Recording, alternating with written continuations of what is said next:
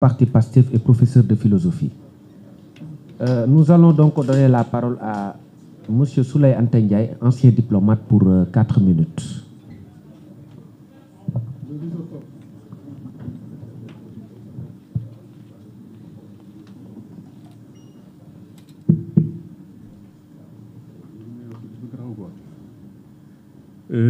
Assalamu alaikum, Bolomi. Donc, je suis Souley Anta Ndiaye. Je suis présenté ici comme ancien diplomate. À la base, je suis docteur en pédagogie, professeur de langue et de littérature russe, qui a servi à Moscou, à Paris, UNESCO, et puis qui vient de terminer sa carrière en diplomatie comme ministre conseiller, chef du bureau économique du Sénégal à Moscou. Alors, le thème est très intéressant, mais je risque de tenir ici un discours qui va choquer. C'est pourquoi, à la dernière minute, j'ai voulu me rétracter, mais Pape m'a forcé. Pourquoi? Parce que moi, j'ai une autre compréhension de la démocratie. Et le sujet, je l'aurais formulé autrement. Pas quel modèle démocratique pour un Sénégal souverain, stable et intégré, mais quel modèle de développement pour le Sénégal? Très simplement, je trouve que la démocratie, c'est une sorte de fourre-tout qui nous a été légué, entre guillemets, par le colon, comme des bonbons à sucer, mais pour perdre du temps. Pour perdre du temps. On a fait du label démocratie une chansonnette que tout le monde entonne, tout le temps. Tout ce que nous faisons, nous l'enrobons avec le mot démocratie, la notion démocratie. Or, la démocratie, ce n'est pas, contrairement à ce que l'autre avait dit, le moins mauvais des systèmes. Nous avons ici eu le Mandé, la charte du Fouga. Nous avons eu Thierno Souleymane Baal, etc., etc. Ces formes de gouvernance qu'ils avaient mises sur pied, est-ce que c'était de la démocratie, forcément? Non, c'était des modes de gestion du pouvoir. C'était des modes de gestion des rapports entre les citoyens. Mais nous, depuis les indépendances, on passe notre temps à parler de démocratie, démocratie, démocratie. Pour être intelligent, il faut se dire démocrate. Alors, c'est pourquoi j'ai hésité vraiment d'intervenir. J'avais prévu un très long texte que je peux lire en principe. Hein. Je peux lire ça en 5 minutes si le modérateur le permet. Sinon, je résume ça. Vous pouvez peut-être sauter quelques mots, et puis voilà. Mais en fait, c'est un peu de littérature. Allez-y, allez-y. Mais très légère. Allez-y, allez-y. Comme je ne suis pas très fort en français, je vais lire le texte. La démocratie telle que pratiquée dans nos États est un fourre-tout qui a jusqu'ici privilégié dans la pratique un groupe de personnes futées qui allaient aux élections comme à la loterie nationale. Elles gagnaient ou elles perdaient. Puis elles se mettaient à négocier pour se partager le butin. C'est aussi simple que ça. Même sous le régime de Senghor, malgré l'existence d'un parti unique dominant toute la galaxie, le jeu démocratique consistait à créer la concurrence entre les membres de l'UPS-PS pour conserver le statut de pays démocratique pour le Sénégal aux yeux de l'ancienne tutelle coloniale. C'était du leurre. L'ouverture au multipartisme, qui a engendré au bout du compte le premier changement de couleur partisane du régime survenu en l'an 2000, était le marqueur d'une nécessité historique. L'alternance survenue en cette année symbolique était le résultat de la réalisation d'une volonté populaire. Je n'utilise pas le terme démocratique ici. Ce terme nous a induit en erreur pendant des décennies, en nous faisant croire que nous étions sur la bonne voie, alors que non.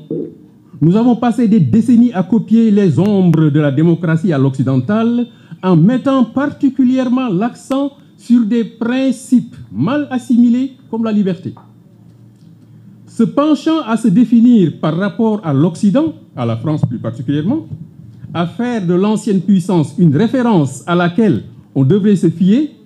Cela nous a propulsés dans les dédales de sociétés déstructurées, engouffrées dans une sorte de tourbillon de malheurs successifs, pendant que des pays partis de rien, comme la Corée du Sud et la Corée du Nord aussi, ont su se libérer et construire les fondements d'un bien-être et d'un développement autocentré. Rien à voir avec la démocratie. Cette pratique est un mauvais jeu, une entourloupe que nous a imposé le colonisateur comme des bonbons, je l'ai dit tout à l'heure, à sucer pour oublier le temps. Les chamailleries dont nos hommes et femmes politiques ont été pendant des décennies les acteurs patentés ont plongé notre pays, ainsi que toutes les autres ex-colonies françaises, je ne mets pas dans le lot l'Algérie, la Tunisie et le Maroc, dans un état déplorable qu'il s'agit de corriger profondément de bout en bout. On a connu, il est vrai, des empires, des royaumes, des sortes de petites principautés, à l'instar de ce qui existait ailleurs en Europe. Les formes de gouvernance de nos empires et royaumes n'ont pas permis, malheureusement, de résister aux envahisseurs venus d'Europe. Cette défaite, sans nul autre pareil, est aussi, il faut le reconnaître, le principal facteur dévalorisant qui nous a mis aujourd'hui dans ce contexte où nous sommes appelés désormais à puiser de nous-mêmes et par nous-mêmes la force nécessaire qui nous permettra de s'en sortir. Les références historiques de mode de démocratie que l'on retrouve dans la charte du Mandé, par exemple, ainsi que dans d'autres textes originaux de leaders africains historiques, ont été ignorées par nos États. Aucune tentative de les rendre opérationnels après l'obtention des pseudo-indépendances. On s'est mis à calquer le système de l'oppresseur qui était parti sans partir. Quand on parle de démocratie chez nous, moi, le Sénégalais lambda, l'analphabète, je n'y comprends absolument rien. Je sais que chez eux, on peut se moquer des prophètes ou encourager les relations contre nature. On s'arroge même le droit de dire aux autres ce qu'il faut faire et ce qu'il ne faut pas faire, etc. Leur démocratie n'est donc pas un modèle de développement pour nous.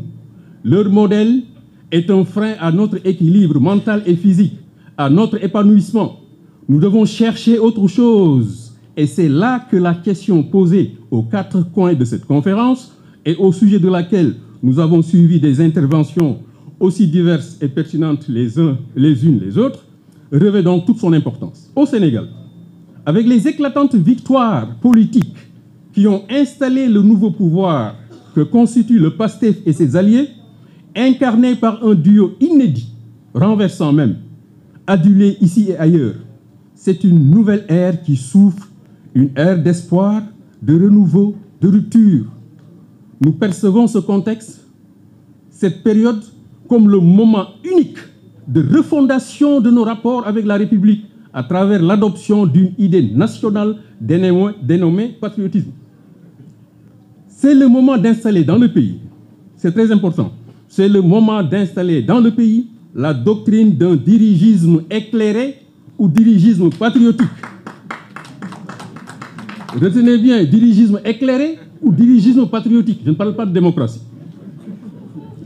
Ce système de gouvernance a comme socle la raison et le bon sens qui mettent les citoyens au-dessus de tout. Le système basé sur ces deux notions permet à tous de s'épanouir sans s'injurier, sans se faire du mal les uns les autres, sans voler les deniers publics et sans tout ce qui est corollaire à l'injustice, comme le mensonge, les crimes de sang, etc. Je suis donc pour le Jubal Jubanti, adossé à la doctrine du dirigisme patriotique qui va au-delà de la démocratie, en promouvant le travail et la foi, comme chez le guide Cheikh Ahmadou Bamba et les autres guides religieux dont nous n'utilisons pas, malheureusement encore, comme il se doit, les lumières.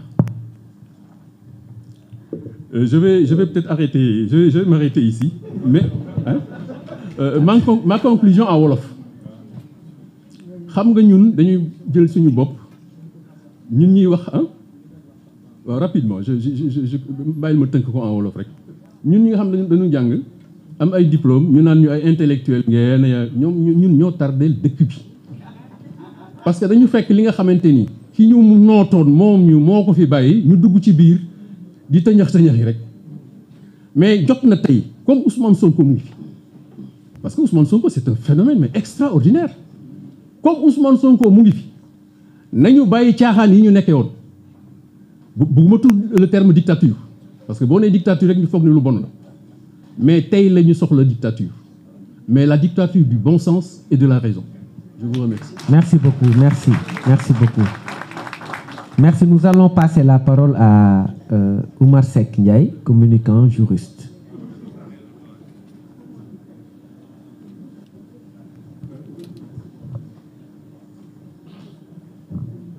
Merci, modérateur. Dina jafe nga jël kàddu après tous les brillants esprits là qui ont parlé. Mais on va essayer. Et l'ambassadeur me rassure un peu parce que maa ngi si tànkam une démarche provocative, triste, pour ne pas dire subversive. Donc lépp pour dire que ne soo xoolee ñun suñu constitution yi ak suñu démocratie baat yi ko tënk dafa nekk ay baatu ndoxo déem yoo xam ne même fi mu jógee tekkeetu fa dara.